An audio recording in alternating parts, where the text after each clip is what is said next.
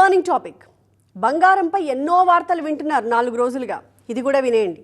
ఇంట్లో భార్య, భర్త, కూతురు ఈ ముగ్గురే ఉన్న కుటుంబంలో 850 గ్రాముల బంగారం మాత్రమే ఉండాలి. అంతకు మించి ఉందా ఇన్కమ్ ట్యాక్స్ వాళ్ళు బయలుదేరతారు, ఇంటికి వస్తారు, ఆ గోల్డ్ సీజ్ చేస్తారు. బిల్లులు చూపించినా సీజ్ చేస్తారా అంటే అదేం లేదు. చాలామంది ఇళ్లలో వారసత్వంగా వచ్చే బంగారం బోరెడు ఉంటుంది. మరి వాటి సంగతి? గిఫ్ట్ డీడ్ లేదా విల్ ఉండాల్సిందే. ఒకవేళ బిల్లులు ఆధారాలు లేకుండా 850 గ్రాములకు మించి బంగారం ఉంటే ఐటీ డిపార్ట్మెంట్ చూపు ఆ ఇంటిపై ఉన్నట్టే. అది కూడా భార్య దగ్గర ఎంత ఉండాలి, భర్త దగ్గర ఎంత ఉండాలి, కూతురు పేరు మీద ఎంత ఉండాలి, ఈ లెక్కలు కూడా ఉన్నాయి. దాన్ని మించి 1/2 గ్రాము ఎక్కువ ఉన్నా సరే ఆ కుటుంబం ప్రమాదంలో పడ్డట్టే. పొదుపు చర్యల్లో భాగంగా బంగారంపై దిగుమతి సుంకాన్ని పెంచింది కేంద్రం. ఆ నిర్ణయంతో ప్యూర్ గోల్డ్ రేట్ ఒక్కరోజే 14,000 రూపాయల దాకా పెరిగింది. 10 గ్రాములు 1,65,000 దాటింది. బంగారం కొనకుండా చేయడమే ఇక్కడ మెయిన్ టార్గెట్. అలాంటప్పుడు డాక్యుమెంట్స్ లేకుండానే బంగారం కొంటాం, ఇంట్లో దాచుకుంటాం అంటే ఊరుకుంటారా? వెంటాడడానికి సిద్ధమవుతున్నారు ఐటీ వాళ్ళు. 1 ఏడాది పాటు బంగారం విచ్చలవిడిగా కొనకుండా చేయడానికి కేంద్రం ఏ యాక్షన్ అయినా తీసుకోవచ్చు. గోల్డ్ రేట్ విపరీతంగా పెరిగేలా కూడా చేయొచ్చు.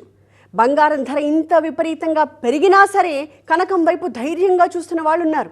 ఇకపై వాళ్ళు సైతం భయపడేలా పరిస్థితులు మారబోతున్నాయి. ఇంతకీ కనకానికే ఎందుకు ఇంత కష్టం? పగబట్టినట్టు సువర్ణనే ఎందుకు వేటాడుతున్నట్టు? దేశ ఆర్థిక వ్యవస్థని కాపాడుకోవాలంటే పుత్తడి బొమ్మని కంట్రోల్లో పెట్టాల్సిందేనా? మాట్లాడదాం ఇవాల్టి బర్నింగ్ టాపిక్లో.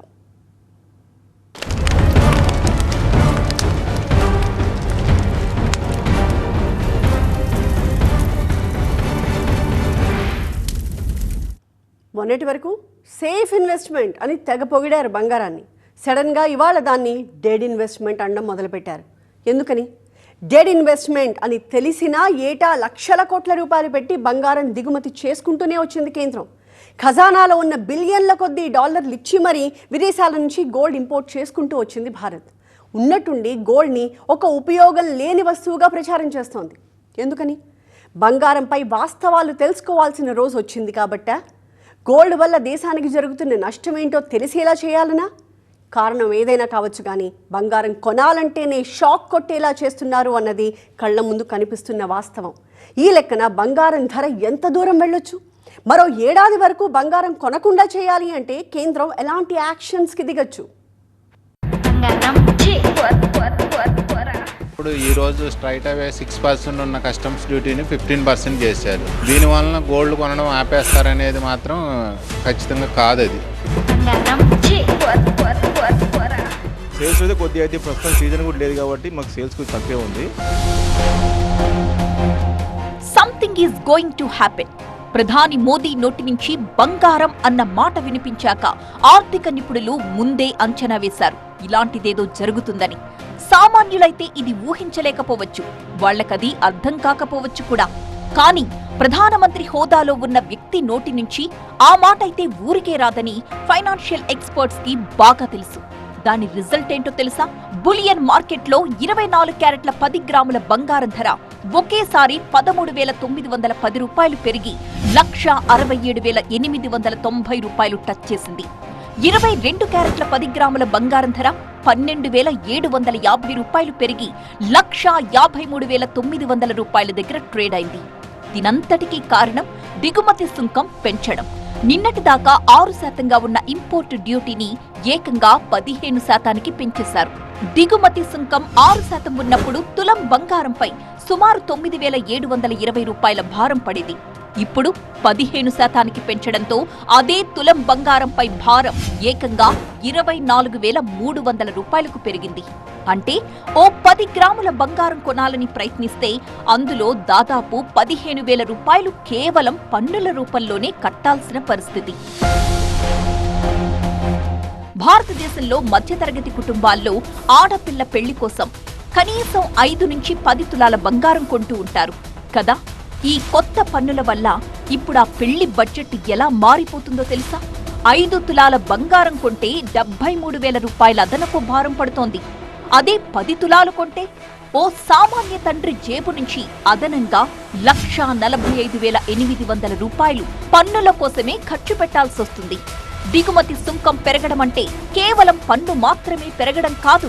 నగల దుకాణాల్లో కస్టమర్లపై పడే మిగతా ఖర్చులు కూడా ఆటోమేటిక్గా పెరిగిపోతాయి. జ్యువెలరీ షాపులు వేసే తరుగు, మజూరీ ఖర్చులు సాధారణంగా 10% నుంచి 18% వరకు బంగారం అసలు ధరపైనే లెక్కిస్తారు. బంగారం బేస్ ప్రైస్ పెరిగింది కాబట్టి మేకింగ్ ఛార్జెస్ రూపంలో కస్టమర్ మరికొంత నష్టపోతాడన్నమాట. ఇక బంగారం ధర, మేకింగ్ ఛార్జెస్ కలిపిన మొత్తం బిల్లుపై 3% జీఎస్టీ వేస్తారు. బంగారం బేస్ ప్రైస్ పెరగడం వల్ల సామాన్యుడు కట్టే జీఎస్టీ అమౌంట్ కూడా బాగా పెరిగింది. ఈ ఇయర్ ఎండింగ్కి 2 lakhs వరకు వెళ్ళే అవకాశం ఉంది అంటున్నారు. అందువలన గోల్డ్ అనేది ఇప్పుడు ఈ డ్యూటీ పెరగడం వలన ఒక్కసారి నిన్నున్న దానికి ఈ రోజు ఉన్నదానికి స్ట్రైట్ అవే పర్ గ్రామ్ వచ్చి 1400 రూపాయలు పెరిగింది. దానివల్ల కస్టమర్స్కి ఎంత బడ్డెన్ పెరిగింది 1 డేలో. అందువలన గోల్డ్ రేట్ అనేది ఎప్పుడు కూడా ఇంక్రీజే కానీ డిక్రీజ్ ఉండదు. ఇంకో విషయం తెలుసా? 10 గ్రాముల బంగారం కొనే ప్రతి సామాన్యుడు కూడా ఇప్పుడు ధనవంతుడి కిందే లెక్క. అదెలా అంటారా? 2 లక్షల రూపాయలకు మించి బంగారం కొంటే పాన్ కార్డ్ కంపల్సరీ. ఇప్పుడు పిల్ల పెళ్లి కోసం కేవలం 1.5 తులం బంగారం కొన్నా కూడా బిల్లు 2,40,000 దాటిపోతుంది. అంటే గతంలో ధనవంతులు మాత్రమే ఈ పరిధిలోకొచ్చేవారు కాస్త ఇప్పుడు ప్రతి సామాన్యుడు ధనవంతుడైపోయాడు. సుంకాలు పెంచగానే వ్యాపారులు దుబాయ్ గోల్డ్పై పడ్డారు. సాధారణంగా అయితే దిగుమతి సుంకం 15%, అదే దుబాయ్ కోటాలో అది 14%కే వస్తుంది. అంటే 1% తగ్గుతుంది కదా. అయితే అసలు ట్విస్ట్ ఇక్కడే ఉంది తెలుసా?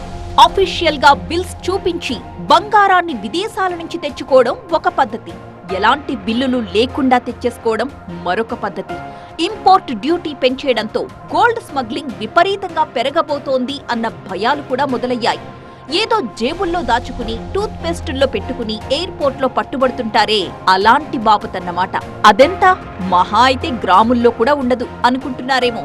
కాదు, ఏకంగా టన్నుల కొద్దీ బంగారాన్ని దొంగతనంగా తీసుకొస్తారు. గోల్డ్ పై ఇంపోర్ట్ డ్యూటీ 12.5% ఉన్నప్పుడు దేశంలోకి స్మగ్లింగ్ బంగారం ఏకంగా 33% పెరిగింది. అంటే 120 టన్నుల బంగారాన్ని ఎలాంటి డాక్యుమెంట్స్, ఎలాంటి పన్ను చెల్లించకుండా తీసుకొచ్చారు. వరల్డ్ గోల్డ్ కౌన్సిల్ డైరెక్ట్ గా చెప్పింది ఈ విషయాన్ని. ఇప్పుడు 15% పన్నంటున్నారు. అంటే గ్రే మార్కెట్ ఖచ్చితంగా యాక్టివేట్ అవుతుందనే కదా. అంటే మీరేం చెప్తున్నారు? సుంకం పెంచితే గోల్డ్ స్మగ్లింగ్ పెరుగుతుందనా అంటారా? అవును, ఈ లెక్కొక్కసారి వినండి. ప్రస్తుతం మార్కెట్లో 10 గ్రాముల బంగారంపై 15% దిగుమతి సుంకం ప్లస్ 3% జీఎస్టీ, అంటే 18% అన్నమాట. ఈ లెక్కన 1 కేజీ బంగారాన్ని అఫీషియల్ గా తెచ్చుకుంటే ప్రభుత్వానికి దాదాపు 30 లక్షల రూపాయలు పన్నుల రూపంలో కట్టాలి.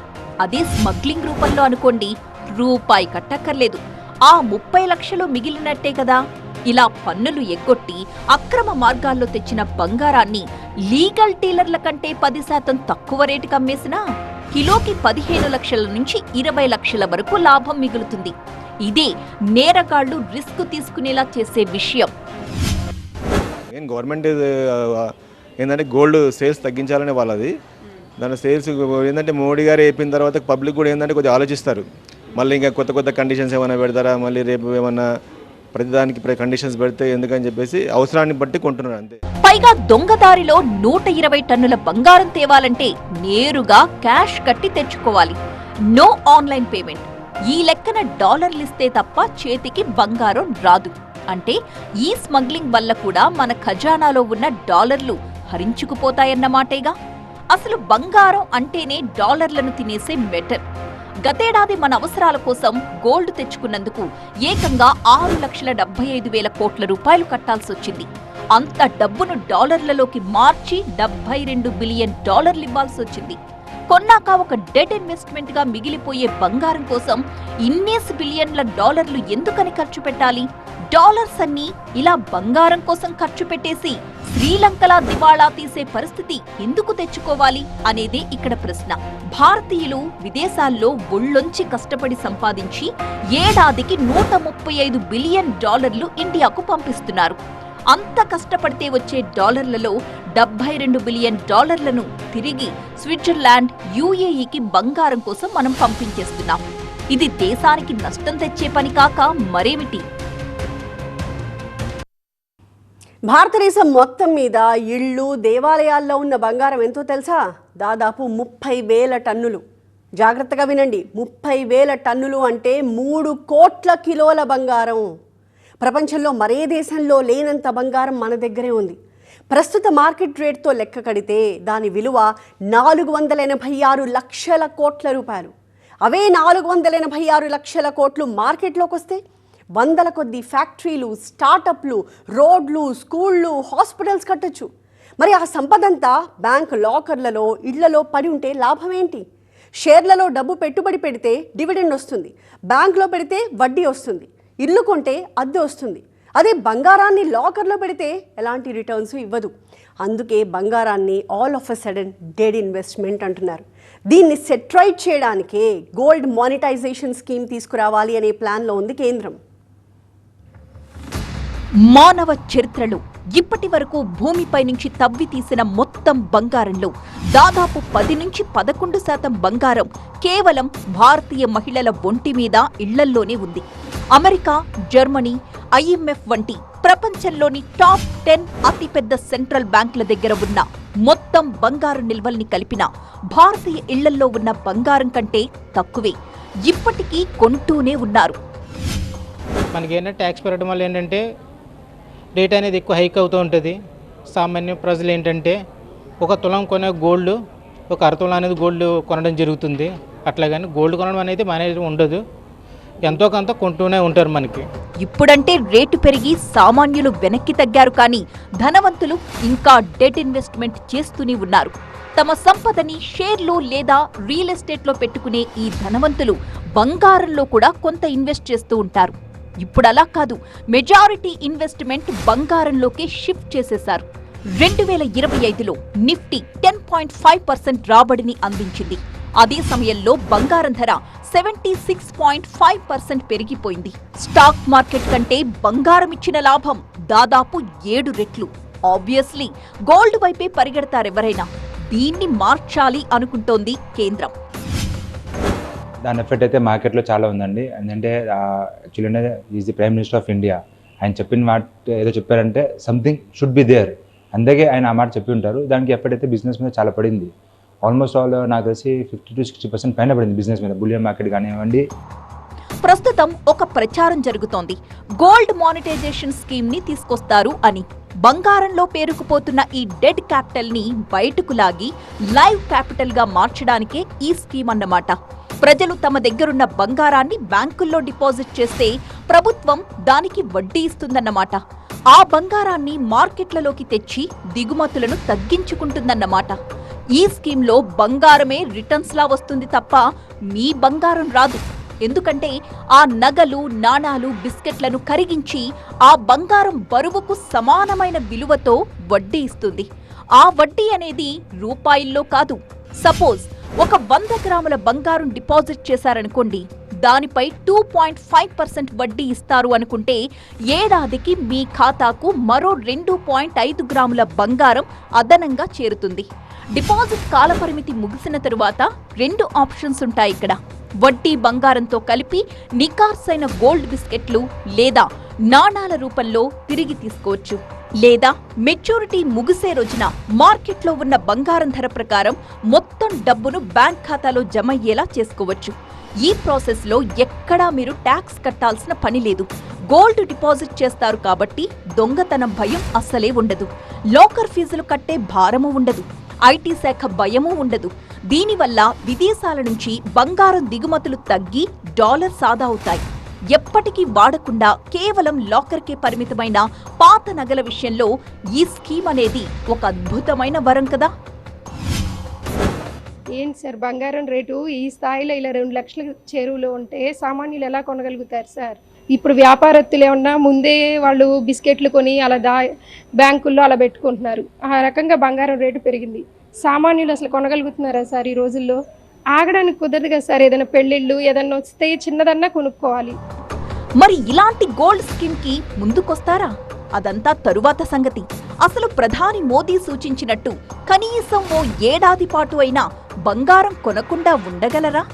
ఇక్కడ వాస్తవం ఏంటంటే మధ్యతరగతి ప్రజల్లో దాదాపు 60 నుంచి 70% మంది ప్రధాని మోదీ పిలుపుతో సంబంధం లేకుండా కేవలం ధరల భయంతో కొనుగోళ్లను వాయిదా వేసుకుంటున్నారు.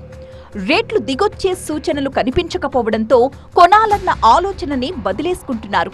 కాబట్టి ఈ వర్గం ఆటోమేటిక్గా ప్రభుత్వ నిర్ణయానికి మద్దతిస్తున్నట్టే లెక్క.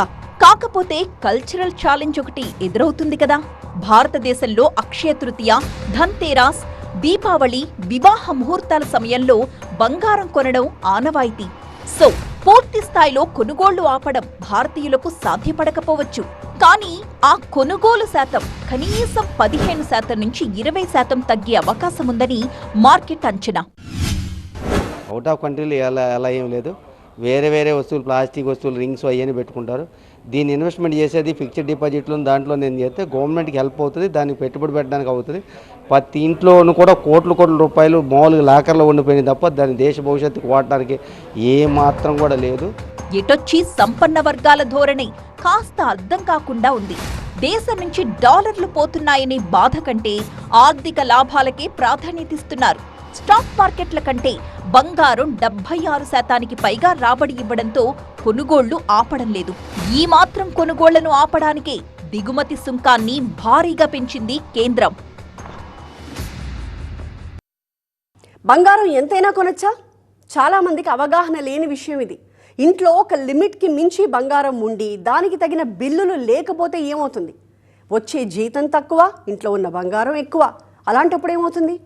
బంగారంపై స్ట్రిక్ట్ యాక్షన్ తీసుకుంటున్న వేళ, బంగారం కొనుగోళ్లను తగ్గించాలని కేంద్రం భావిస్తున్న వేళ ఈ అనుమానాలు, భయాలు పెరిగిపోయాయి. యుద్ధం అనే పదం వినిపిస్తే చాలు స్టాక్ మార్కెట్లు కుప్పగూలిపోతాయి. క్రూడ్ ఆయిల్ నుంచి నిత్యావసర వస్తువుల వరకు అన్నిటి ధరలు పెరుగుతాయి. అలాంటప్పుడు డబ్బుకి విలువని పెంచే ఒకే ఒక్క అసెట్ గోల్డ్.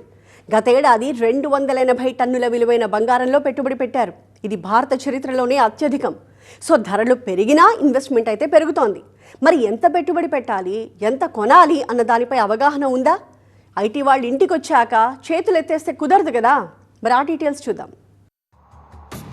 లీగల్ ఇన్కమ్ అంటే న్యాయంగా సంపాదించిన ఆదాయంతో బంగారం కొంటే వాటికి పక్కా బిల్లులుంటాయి కదా. అలా మీరు ఎంత బంగారాన్నైనా ఇంట్లో ఉంచుకోవచ్చు. దానికి ఎలాంటి పరిమితులు లేవు, భయపడాల్సిన అవసరమూ లేదు. కానీ ఎలాంటి కొనుగోలు బిల్లులు లేకుండా, ఆదాయం ఎంతొస్తుందన్న ఆధారాలు చూపకుండా బంగారం కొన్నా, ఆ బంగారం ఇంట్లో ఉన్నా ఇన్కమ్ ట్యాక్స్ ఆఫీసర్స్ ఇంటికొస్తారు. దీనిపై central board of direct taxes చాలా క్లియర్ కట్ కండిషన్స్ రాసిపెట్టింది. సపోజ్ ఒక పెళ్లైన మహిళ దగ్గర గరిష్టంగా 500 గ్రాములు అంటే సుమారు 42-43 తులాలు ఉండొచ్చు. దానికి ఎలాంటి లెక్కాపత్రం లేకపోయినా పర్వాలేదు. అదే పెళ్లి కాని యువతి లేదా మహిళ దగ్గర 250 గ్రాముల బంగారం ఉండొచ్చు, సుమారు 21 తులాలన్నమాట. వీళ్లు కూడా ఎలాంటి డాక్యుమెంట్స్ ని చూపించాల్సిన పని లేదు. ఇక మగవాళ్ల దగ్గర గరిష్టంగా 100 గ్రాముల బంగారం ఉండొచ్చు. ఉదాహరణకు ఒక కుటుంబంలో భార్య, భర్త, పెళ్లి కాని కూతురు ఉన్నారనుకుందాం. ముగ్గురికి కలిపి మొత్తం 850 గ్రాముల బంగారం వరకు ఎలాంటి బిల్లులు లేకపోయినా ఐటీ అధికారులు దానిని తాకలేరు. మరి పరిమితి కంటే ఎక్కువ బంగారం ఉంటే ఏమవుతుంది? ఒకవేళ ఈ పరిమితులకు మించి ఎక్కువ బంగారం ఉంటే దానికి తగిన ఇన్వాయిస్లు, ఐటీ రిటర్న్స్ ఆధారాలు చూపించలేకపోతే ఆ అదనపు బంగారాన్ని అక్రమ సంపద అంటే బ్లాక్ మనీగా భావించి అధికారులు సీజ్ చేస్తారన్నమాట. ఆ అదనపు బంగారంపై ఏకంగా 60% పన్ను, 15% సర్చార్జ్, 3% సెస్ కలుపుకుని మొత్తం 78% నుంచి 84% వరకు పన్నులు, జరిమానాల రూపంలో ప్రభుత్వం వసూలు చేస్తుంది. ఆడపిల్ల పెళ్లికి రక్షణగా నిలిచి ఎన్నో ఆర్థిక సంక్షోభాల నుంచి కుటుంబాలను బయటపడేసిన పసిడి ఇప్పుడు దేశాన్ని ఆర్థిక సంక్షోభంలోకి నెట్టేసే స్థాయికి చేరింది. మరో శ్రీలంకలాగో చేతిలో డాలర్లు లేని పరిస్థితికో వచ్చే కంటే ఇప్పటి నుంచే గోల్డ్ సేల్స్ తగ్గిస్తే బెటర్ అనే నిర్ణయం తీసుకుంది కేంద్రం. మరి ప్రజలు దీన్ని ఎలా స్వీకరిస్తారు, ఆ సూచనల్ని ఎంతమంది వింటారు అన్నది సమయం గడుస్తున్న కొద్దే మనకు తెలుస్తుంది. ఇది వాటి బర్నింగ్ టాపిక్. మరొక అంశంతో మళ్ళీ కలుద్దాం. చూస్తూనే ఉండండి టీవీ 9.